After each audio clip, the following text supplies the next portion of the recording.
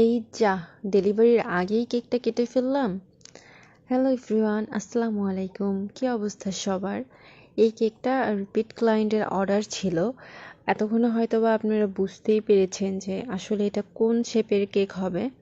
জি হ্যাঁ, এটা সেই ভাইরাল ওভাল শেপের কেক। কিছুদিন আগে খুব বেশি ভাইরাল হয়েছিল এই ওভাল শেপের কেকটা। নিতু আপু করেছিল।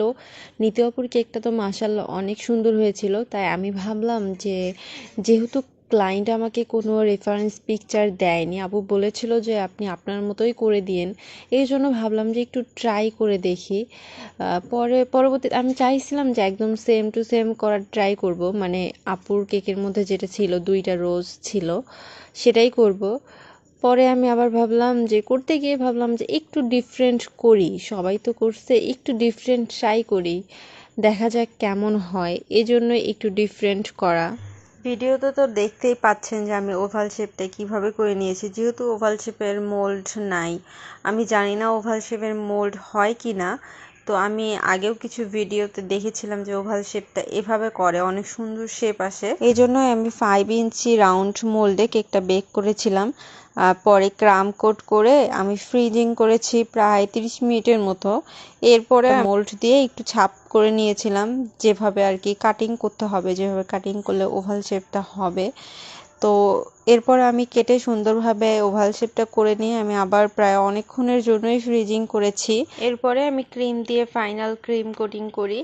তো আপনাদের সাথে একটা মজার বিষয় শেয়ার করি কেকটাকে নিয়ে। আমি যেহেতু ওভাল শেপের কেকটা আগে কখনো করিনি, তো আমার হাজব্যান্ড কখনো দেখেওনি যে আমি মানে এই ধরনেরও কেক হয় এই শেপেরও।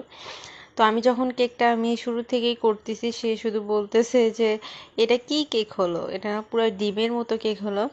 আমি বললাম যে ওয়েট করো, একটু নিউ ডিজাইন করব। তো আপনারা তো ভিডিওতে দেখতেই পাচ্ছেন আমি একটা স্টার নজেল দিয়ে এই কেকের গায়ের মধ্যে ক্রিম লাগাচ্ছিলাম, মানে কেকের মধ্যে ক্রিম দিচ্ছিলাম। তো যখন দেওয়া শেষ হয়েছে ক্রিম, তখন আমার হাজব্যান্ডকে বলতেছি যে এই নাও, কেক একদম রেডি হয়ে গেছে, এখন এটা আমি ডেলিভারি দিব। এখন সে এসে বলতেছে যে এটা আবার কেমন কেক হলো, এটা কোনো ডেকোরেশন হলো, এভাবে আমাকে বলতেছে। আমি বললাম যে কেন, ভালো লাগতেছে না? বলতেছে যে না, খুব বেশি একটা ভালো লাগতেছে না, মানে ভালো লাগতেছে না। পরে তো আমাকে তো ফিনিশিং করতে হবে, এই জন্য আমি ফিনিশিংয়ের কাজ শুরু করি। তখন আবার সে বলতেছে আরে ভালোই তো লাগতেছিল, আবার এগুলো এরকম করলা কেন? আমি বললাম যে তুমি তো বললা যে ভালো লাগতেছে না, তাই আমি এটাকে ঘেটে দিলাম, ভালো লাগতেছে না, তুমি বললা কিসের জন্য, মানে এরকম বললাম। পরে সে চলে গেছে। পরে যখন সে ফার্স্ট মানে কেকটা ডেকোরেশন করার পরে যখন আসছে, পরে বলতেছে ও তুমি এরকম কেক বানাবা, আর তুমি আমাকে হুদাই হুদাই বোকা বানাইলা। যাই হোক, অনেক বেশি বকবক করে ফেললাম, এখন কেকের ডেকোরেশনে ফিরে আসি। তো কেকটা কিন্তু আমার অলমোস্ট রেডি। আমি একটা ছোটো সাইজের স্টার নজল দিয়ে সাইডে সুন্দরভাবে বর্ডার করে নিয়েছি। এরপরে গ্রিন কালার ক্রিম দিয়ে প্যালেট নাইফ দিয়ে আমি কিছু লিফ করে নিচ্ছিলাম, যদিও এটা প্যালেট নাইফ না, এটা স্পুনকে আমি একটু প্যালেট নাইফের মতো করে কেটে নিয়েছি। তারপরও মানে খুব বেশি একটা ভালো লিফ যে আমি করতে পেরেছি তা না, তবে যতটা করেছি অতটাও খারাপ নয়। এরপরে কিছুটা ডাল লতাপাতা দিয়ে আমি ফুলগুলো বসিয়ে দিচ্ছিলাম। ফুলগুলো আমি অফ ক্যামেরাতে বানিয়ে রেখেছিলাম।